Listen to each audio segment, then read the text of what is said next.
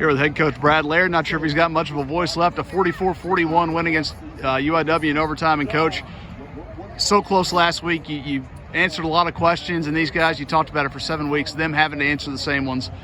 Going to feel good for them to finally talk about a win. What a game. I mean, the course of a 60-minute football game plus going into overtime. And, what these young men have endured over the last 8 weeks and last week, having a chance to win and we weren't able to get it done. And to fast forward to this week, they, put their head down and said, let's go to work. And I couldn't be any prouder for a group of guys that laid it on the line, not just tonight, but through these 8 weeks, and have continued to battle, continue to work. And I couldn't be more proud of them and what they've done together with each other.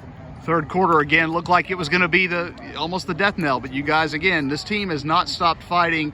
Big deficits are small, especially in the second half. And once Shelton got going, but I think the underrated thing, Jared West inside the tackle, Stafford Anderson inside the tackles, keeping the chains moving.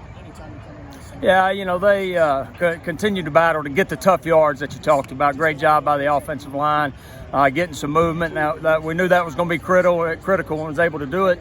And, you go back to the third quarter, and I told them this at the beginning of the fourth when I called them up. They took their punch, talking about UIW. They went up by 2 scores.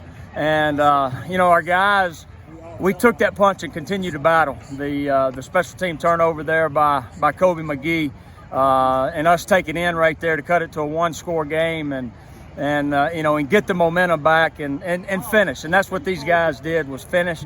They've done it in practice. They can continue to do it week in and week out. And for them to come out with the win is just great for the players and coaches. Converting on turnovers, forcing turnovers. Shamar Bartholomew, a pick to stop them in the end zone. Then, right before the half, a fumble that you turned into 3 points, which turned out to be very key. That's and you look at last week with the takeaways that we got, and then bam, we let one go early on special teams, but our guys were able to overcome that. And I thought, the one right before half was Shamar and getting it down there, and Justino kicking the field goal. Those 3 points, as you can tell, came back to really help us the opportunity to get into overtime and win it. Jaquay Pogue on that defense, 21 tackles. He seemed to be everywhere, and you kind of made them do what they wanted to make you do, which was take the long way down the field.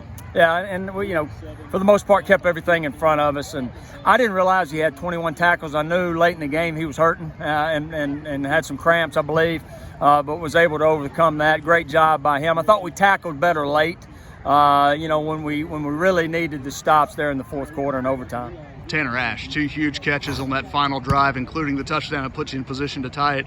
He's stepping in for a guy that got hurt last week, and I know they're very close, but just another guy. You talk about meeting the opportunity, taking advantage, and he certainly did that. Yeah, and he does it in practice. That's the thing, man. He does it Sunday through Friday, and when the opportunity to present itself on Saturday night, made a big play to go win the game, and to replace the Gavin Landry and what Gavin's done for this football team, and for Tanner to have this opportunity because he's prepared himself in practice, and I think that's the key when you look at the success he had tonight.